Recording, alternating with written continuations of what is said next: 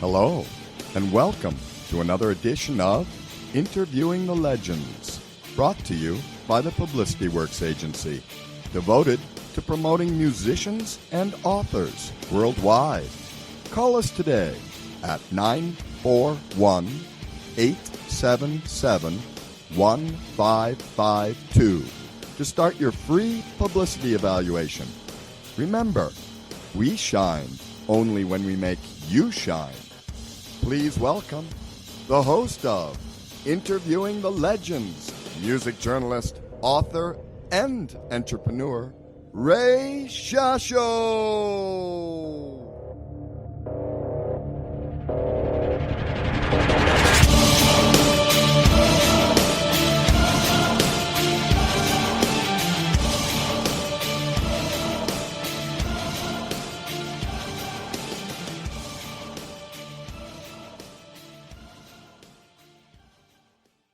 Hello once again, everyone. I'm your host, Ray Shasho. Welcome to another edition of Interviewing the Legends on BBS Radio, brought to you by the Publicity Works Agency. Call us today at 941-877-1552 or email us at publicityworksagency.com. Remember, we shine only when we make you shine. And by the Rock Star Chronicles, Series 1, my new book, featuring over 45 intimate conversations with the greatest music legends the world will ever know. It's available now at BookBaby and Amazon.com. Well, let's see. Jeff Pilson. He's currently the bassist for Foreigner. He joined the band in 2004. He produced Foreigner's 2005 CD, Live in '05, as well as tracks off their No End in Sight CD in 2008. Pilson was a member of heavy metal bands Dokken, Dio, and MSG. He also formed his own progressive metal group called War and Peace in 1989, releasing 3 albums. 1993's Time Capsule, 2000's Light at the End of the Tunnel, and 2004's The Walls Have Eyes. He also worked with ex-Dokken bandmate guitarist George Lynch, which is a perfect association, in my opinion, in a 2-member group called Lynch Pilson, which in 2003 released the critically acclaimed Wicked Underground, and 2003, where Pilson also handled lead vocal duties. Although he is known primarily for his work as a bass player, Pilson also plays guitar and keyboards. Jeff Pilson is also an actor, having appeared in the movie Rock Star, one of my favorite movies. In 2001, Pilson played bass as Jorgen of the fictional band Steel Dragon. The film also featured performances by musicians such as Zakk Wylde, Jason Bonham, Miles Kennedy, Brian Vander Ark, Blas Elias, and Nick Cantonese. He also played in the film's soundtrack and served as a musical director for the film. Guitar shredding virtuoso George Lynch, who we hope to have on the show next week, is returned with former Dokken bandmate Jeff Pilson for a set of new studio recordings that turn pop music classics into powerful metal anthems. It's a fantastic album. The two have previously made Metal Magic together as a duo on the 2003 album Wicked Underground, which was recently issued on vinyl, as well as other projects such as TNN and the End Machine. But this new batch of recordings, entitled appropriately enough Heavy Hitters, stands apart, not only for its outstanding roster of players and vocalists, including head Bullet Boy Mark Torian, Fishbone's Angela Moore, Kansas native Will Martin, and drummer Brian Tichy. But for the jaw-dropping song selection, if you've ever wondered what an amped-up full-throttle version of Carole King's I Feel the Earth Move, or Prince's Kiss or Oasis, Champagne Supernova, or Madonna's Music, then this is the album for you. As a special treat, the band has released the first single from the album, a powerful rendition of Duran's Ordinary World, which is one of my favorite songs, featuring Martin on vocals, offering just a small taste of what's in store. Heavy Hitters is due to be in the stores on CD and deluxe digipack and on limited edition colored vinyl starting December 18th. You can also pre-order right now, and it's available to pre-order at Amazon.com. Please welcome to the show today songwriter, actor, former bassist with Dokken, Dio, Steel Dragon, but also in the movie Rock Star, with classic, also today's performing with Foreigner, classic rock legends Foreigner, Mr. Jeff Pilson, to Interviewing the Legends. Hello, Jeff. Got tongue-tied there. That was good. My resume is exhausting. That's only part of it. No, thank you. That was great. Thank you very much. I'm really glad to be here. That's only part of it, man. The good part. The good part. Leave off the bad stuff. So what's happening right now with Foreigner? You got the band's raising money for the crew, the families, by selling some really cool limited. Exactly. Well, you know what? Our road crew is looking at a year without working. And, these guys, it's not like they just do this part-time. This is their full-on career. Exactly. So without them having an opportunity to do anything, for a year now, we felt it was really important to try and come up with some plans to raise some money for them. So we're doing these online auctions. We're also selling items.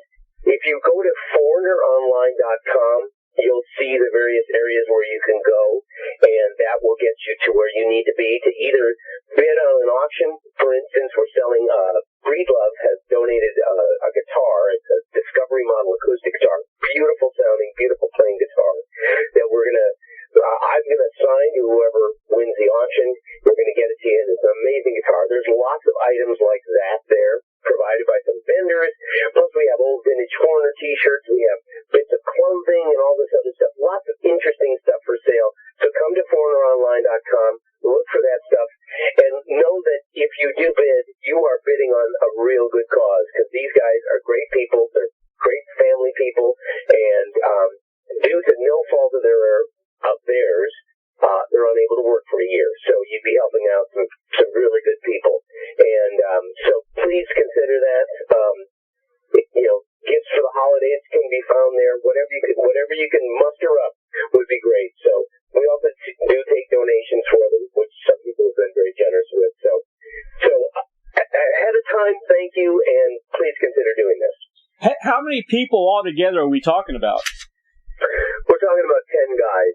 Okay. Basically, these are our, when you go on the road, you carry more people than that, but right. Those are the people that are part of the organization that are embedded in, that do everything for us. So, it's about 10 guys.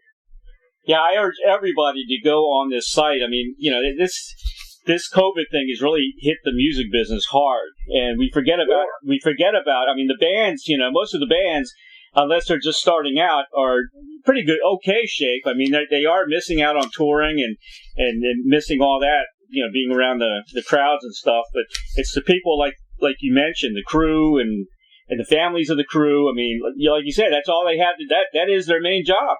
Yeah, exactly. It's their career. And these guys are top of the line of what they do, but it's not like it's not that just Foreigner isn't touring, because there's nowhere else for them to go. Just because Foreigner isn't touring doesn't mean there's anywhere else that they can go to get work. So the whole industry has shut down, and that's a big thing. So helping out is just kind of the least we can do, and so I'm hoping people can help. I know a lot of people are having a real tough time right now. It's not just our crew, but for those of you that can help, if you can, that would be wonderful, and we do appreciate it. Unfortunately, I don't think there's any relief money for rock bands and their staff and things like that. You can't get an SBA loan. No, you can't. That's right, and it is. It's a whole industry that's shut down. And frankly, touring is where a bulk of the money is nowadays. There's not near the money in recording that there was years ago because of all the streaming and free stuff. And it's just everything that's happened now in the last few years has made the recording part of the equation much smaller. So bands are affected as well. We can at least do some recording. It's not the same kind of money, but at least we can do something. But the crew, what are they going to do? Right. So that's what kind of was the genesis of our thinking here. It used to be that the concert tickets, I'm showing my age. The standard concert ticket was $650, $550, and $450. You usually saw three big bands, at a big arena. Mm-hmm. But that was, they did that cheaply to sell the album, and now it's the opposite. Right. It's the total opposite. The money's in the concert. It's total opposite now. Yeah. People bring their album along to sell as a lost leader to get you into the show. Exactly. So yeah, you're right. Yeah. Which is all the more reason why this is an important and good cause. Yeah, the music industry has changed so much. I mean, you have bands selling their albums in the lobby now. I mean, I covered John Mayoff for his 80th birthday here in Sarasota, And he was out there hustling his new album, and, he's setting up his own equipment. Things have really changed. And that's a guy who's an absolute legend. Exactly. So, yeah. I want to just mention some of the sponsors that have donated. Like you said, Breed Love Guitar. Is it Diageo Strings? Is that how you Diageo Strings. Okay, Remo. Audix Microphones. Remo, Rapco Horizon, Audix Microphones, right? Two Brothers Leatherworks for guitar straps and things like that. So there are a lot of, I guess if you're a guitarist or a musician, they have some things there you can buy. Exactly. And then there's plenty of fan kind of stuff for those who aren't musicians. So yeah, good stuff. Well, I urge everybody to go to the website. It's a great cause. Thank you.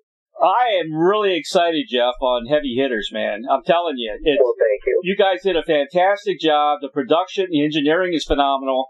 There's not one song I don't like on this album. Every song is great. Wow, that's great. Thank you. I really appreciate it. Sure was fun, I gotta say. Really a lot of fun. How long did it take you to do this? And then the main question.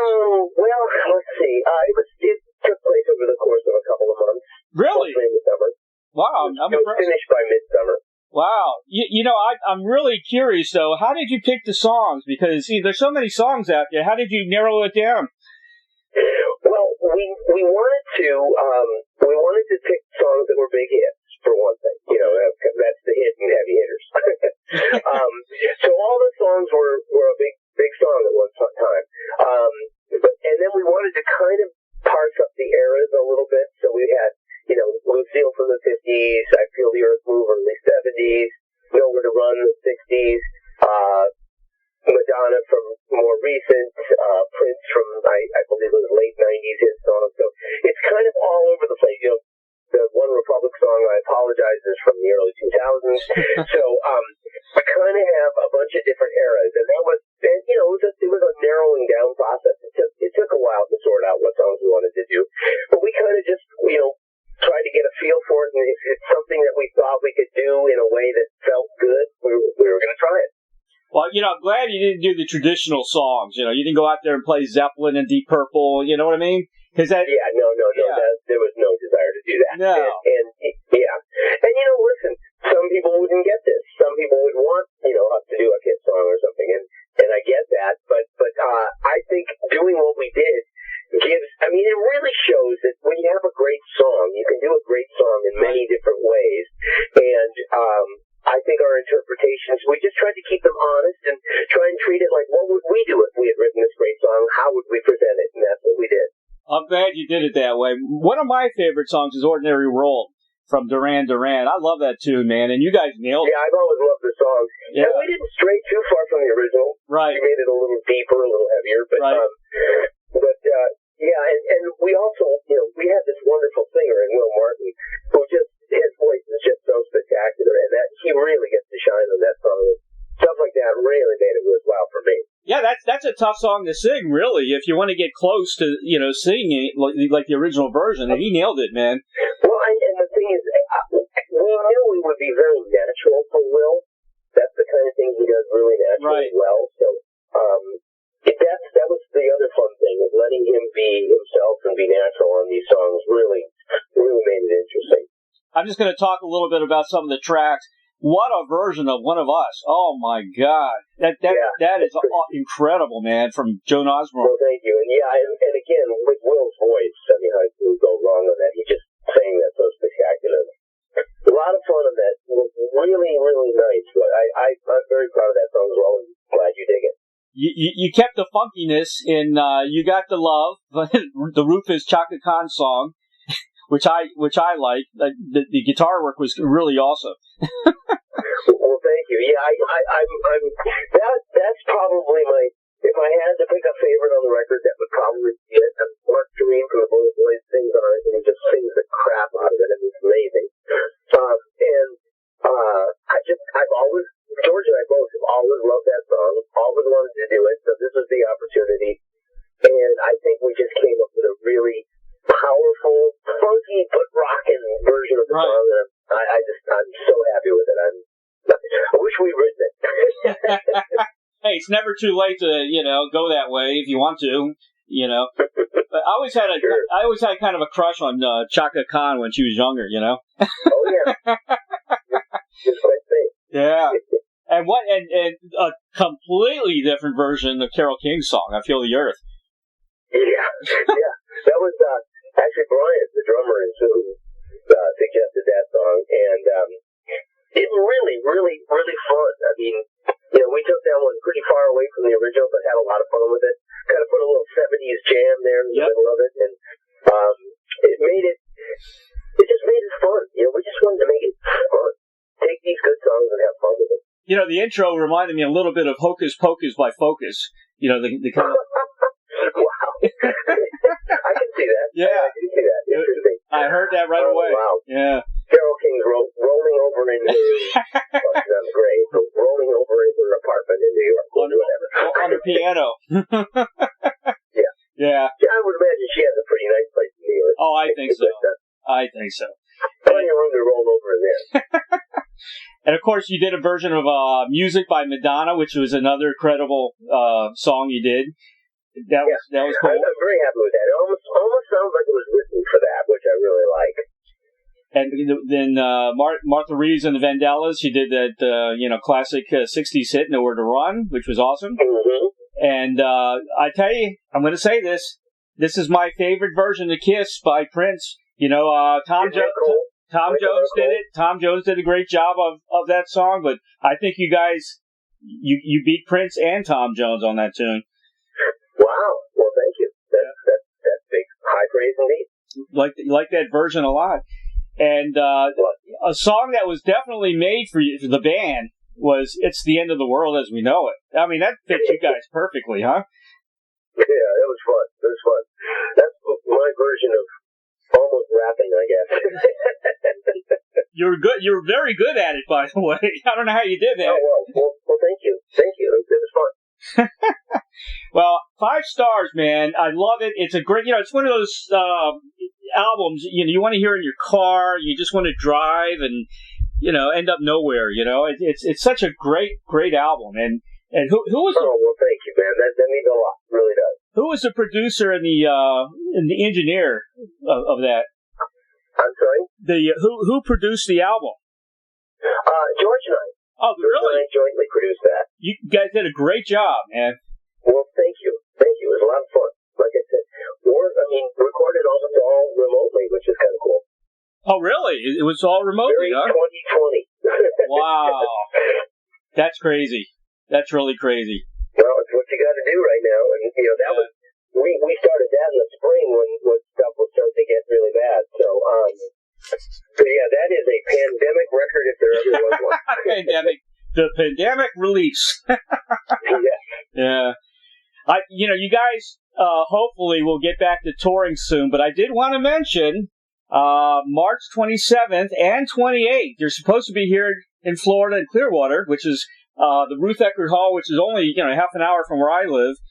And you're supposed to be doing the, an unplugged deal. Right. Well, I'm hearing that may be electric now, so we'll see. Oh, really? Yeah, we're thinking it might be. So, stay tuned on that one. Okay. The plan is still to come. There's no cancellation of that yet, and we know that they're a very safe venue. They do. Yep. They do the social distancing and everything else. So, hopefully, it'll happen. We're hoping. Yeah, well, they're putting on shows as we speak. Yeah, like you said. Yeah, exactly. So I don't see any reason why it wouldn't, unless I don't think things are going to necessarily. I mean, things might get a little worse, but I would think they'll be getting better by March. And I would think, and knowing that the venue takes all the safety precautions, I don't see why it wouldn't happen.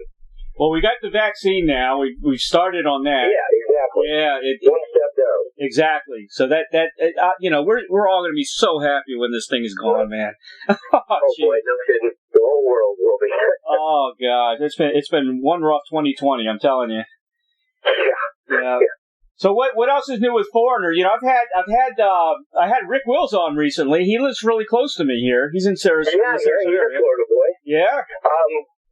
Well, Just what you said. We're just getting ready for a year of touring. Don't know. I mean, supposedly we kick off the year with the shows at Ruth Ecker's. Right. So hopefully that's all still going on. Then we are kicking around some new material. Not sure when it'll be done, but at some point we're hoping to have some new stuff on something. And in the meantime, I'm keeping busy with all the other projects. I'm doing another End Machine record. That too is with George Lynch and Robin Mason, the singer for Lawrence.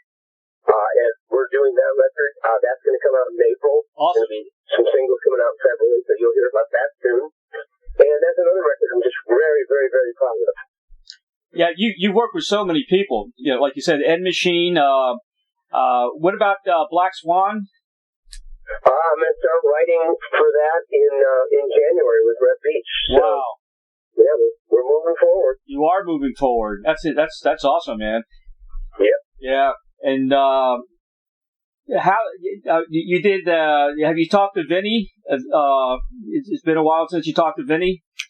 We had actually, no. We talked a couple weeks ago. Really? We're good friends, so he's a good guy. Yeah. He doesn't live as close as he used to, but we still talk a lot. He's a good guy. I had Vinny and I had Carmine on the show, and I think it was just Carmine's birthday. Yeah. Oh, yeah, he was. I saw it on Facebook.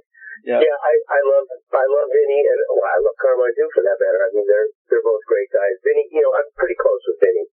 Have been for a long time. Right. I consider him up there in my friends.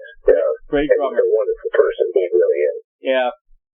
It's amazing. I find out a lot of the guys in bands that they're not in the bands anymore, and they're kind of separated. They haven't talked to each other for a long time. And sometimes I get them together because they always want to know, well, how's it? Because I've interviewed him, and he says, "Yeah, how's that guy doing?"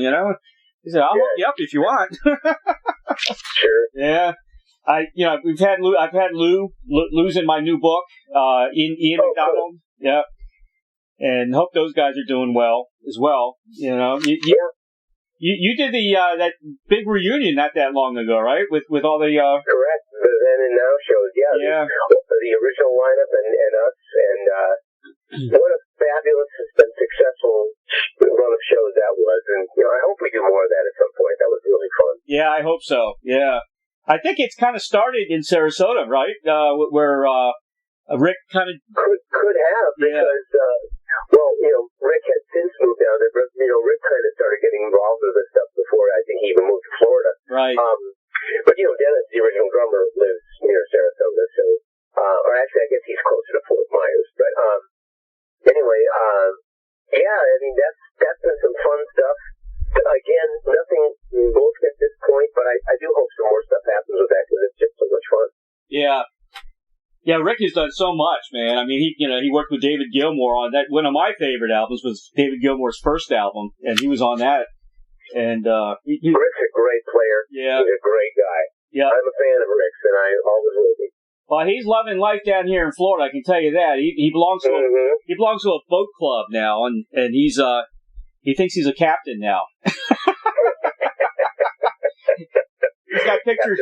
He's got pictures on Facebook of him, just riding around in his boat. He's having a fun time. I wanted to mention you started your early band was called Christmas, right? It was a trio, but it was a prog band, and you did a lot of ELP stuff. That's pretty ahead of its time for a first band. How old were you when you started that band? I think I was 19 when Christmas started, which was in 1977. So yep. I got older. Anyway, we were big prog heads, and it was a very progressive band. We actually did our own music. When we started off, we did learn all of side one of Targets by ELP, which is a great learning experience and fun. And then moved on to doing our own stuff, and it was a very, very, very fun band. Learned a lot out of it.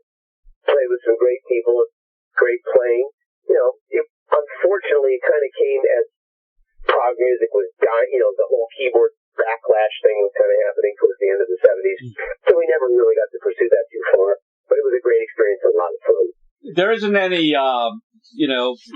music from that on YouTube or anything, huh? I'd love to hear that. Not YouTube. There is a CD that our drummer put out recently for sale. Wow. I forget how to get that, but his name is Charles Tapp, Okay. Tapp.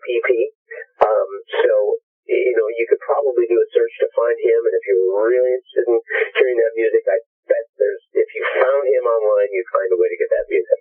Well, I'm a huge prog fan, and oh wow, interesting. Yeah, I love it.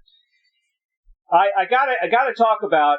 Well, first I wanted to talk about Dokken, because you guys had so many different reunions over the years, off and on. A great band, of course. So what's going on with Dokken? Anything? Well, basically, Dokken still exists as Don's band. He still has a version of that. We did reunite in 2016 and went to Japan, which was a wonderful and successful tour. We put out a live record from that, but we also did a new song, which, kind of whet our appetites. It made us realize that we still have a strong writing chemistry together. You do. And, all the animosity from the past has basically faded away. So right, good. I'm holding out hope that at some time we'll be able to do that last final great record together. Yep. But we'll see. I mean, we're all busy. Seems like if any time you do it during the pandemic. But Don has been working on his own version of the Dokken record, and we've been working on these other records. So we'll see. But I'm hoping someday we do that last final record together. I think that'd be wonderful. I think it'd be great, and follow up with a tour. You can't go wrong. You got, and of course I said Dokken instead of Dokken, and everybody's going to kill me for that. But yes, rocking with Dokken. Rocking with Dokken. Token with Dokken. But to be in two bands like that, Dokken and Foreigner, I mean, and plus all your the End Machine and everything else you got going on. That's incredible, man. I don't know how you do it. For the wicked, That's great. I did want to ask you. It had to be a lot of fun to do Rockstar, huh? It was indeed. What can you say about it? How long did it take you to be do your thing? Well, let's see. We did the music first, and that's actually how I got involved, because I came in, and originally I was asked by the guy that was producing the music. The guy that produced the music was Tom Worman, who had done a Dokken record. He'd done the Dokken Tooth and Nail record in '84. So Tom called me. This would have been late '99 that he would have called me. He said, "Hey, do you want to play bass? Be the session bass player on this stuff?" And I said, "Absolutely, sure." So in early January of 2000, we went in and started rehearsing the material. And after a couple days, the director, who would come down to the rehearsals, came up to me and said, "You know what?" He goes, "For this movie, I really wanted it to feel like a real band, and you guys feel like a real band, when I'm watching you guys rehearse." He goes, "So how would you feel about being in the movie?" And I said, "Let me think about it yet." And so it was a great opportunity. Got to be in the movie. So like I say, we started doing the music in early January of 2000, and we were done filming in June of 2000. So it was a 6-month process all told. Did you get to hang out with Wahlberg and oh yeah. Yeah, absolutely. Yeah, Mark wanted to try and, he's a method actor, so he wanted to really involve himself in the world. So yeah, we would hang out, and he wanted to know what they're like being in the rock world. So yeah, we hung out. It was great, actually. It was a lot of fun and a lot of laughs. Oh, I could imagine. It was a great movie. You did a great part in the movie. That movie really kicked off a lot in the rock world, because they had look what happened. I mean, yes, they replaced John Anderson with a tribute guy. A lot of bands did that after that movie came out. They said, "Hey, this is a good idea." Probably coincidence more than anything, but still, maybe gave it just a little bit of legitimacy. We'll see, but either way, all cool. Yeah, I mean, it really happened in real life. It really did. Jeff, here's a question I ask everybody, and I get some very interesting answers.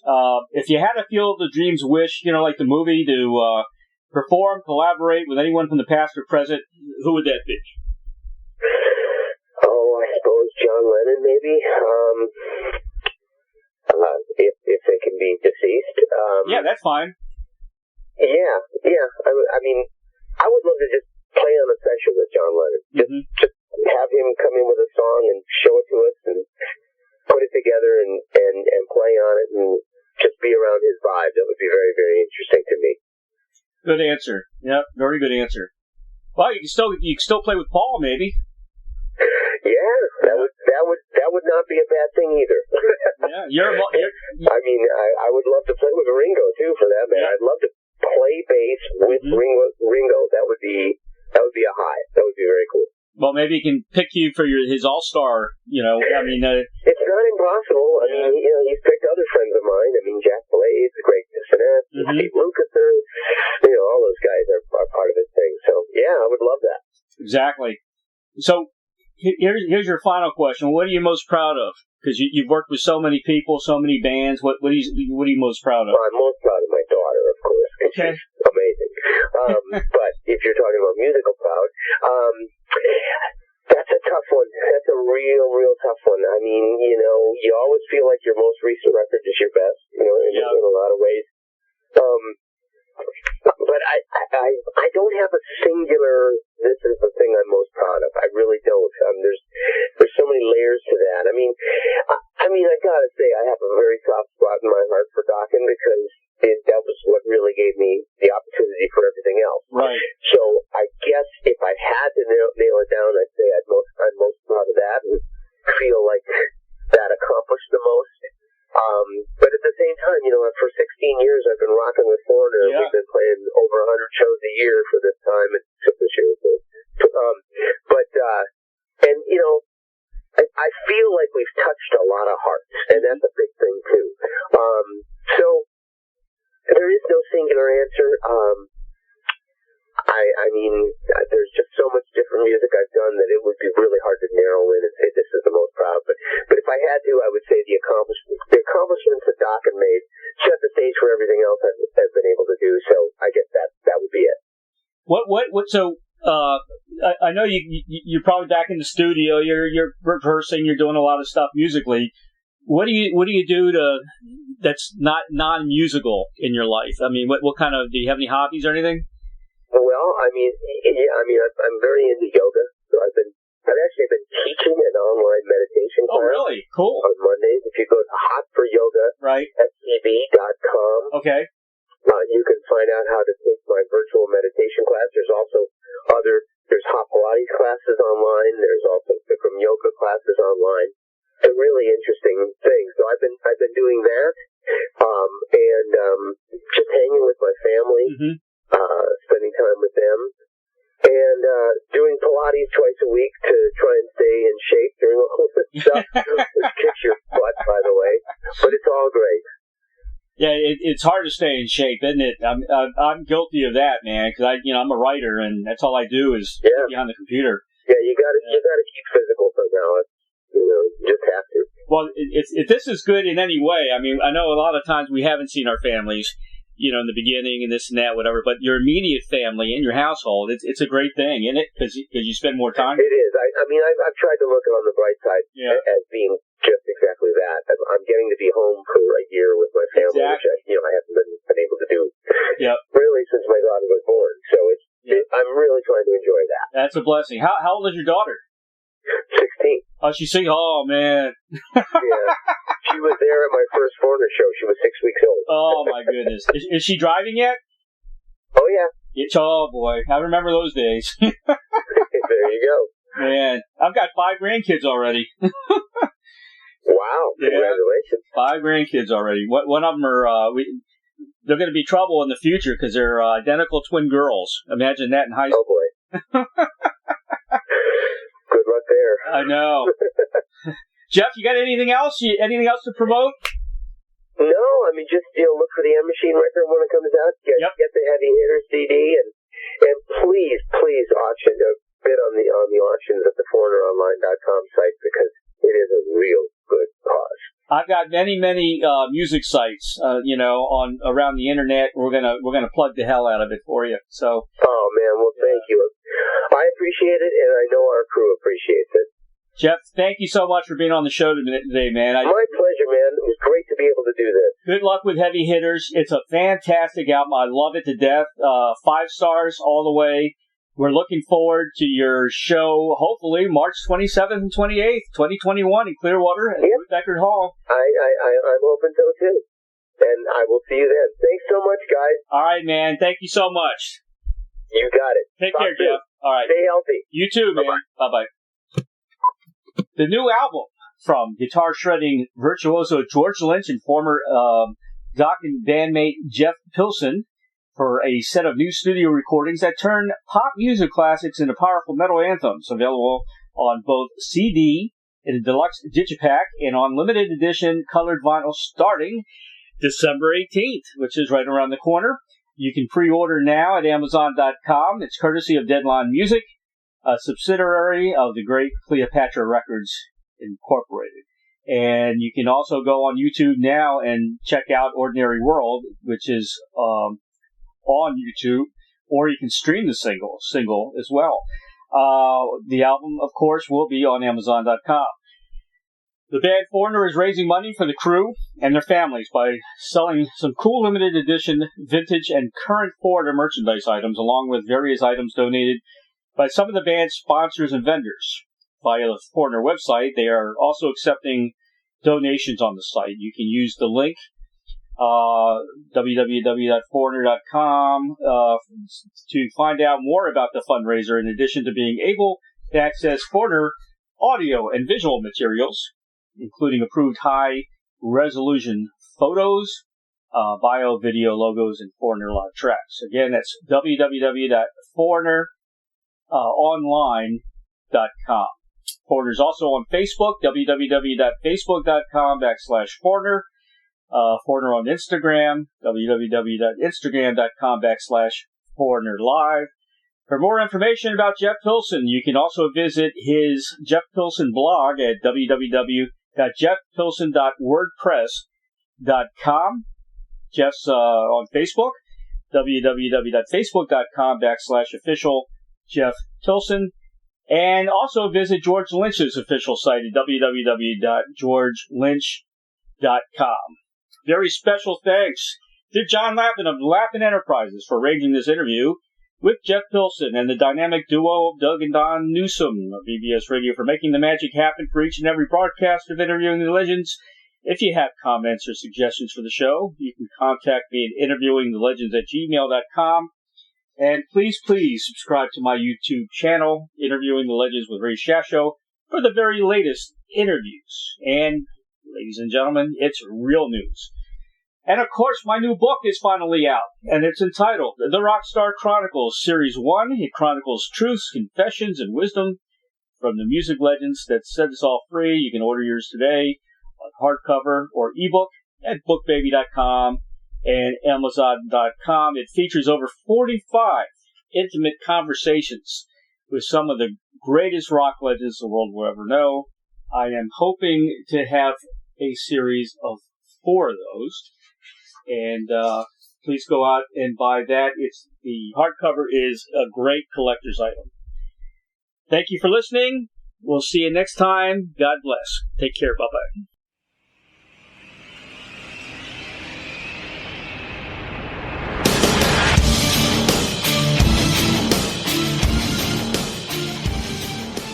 Thank you, everybody, for listening to Interviewing the Legends, brought to you by the Publicity Works Agency. Call 941-877-1552 or visit us at publicityworksagency.com, specializing in author and music artist publicity plans. We shine when we make you shine. Tune in to Interviewing the Legends every Tuesday at 7 p.m. Pacific Time on BBS Radio, Station 1.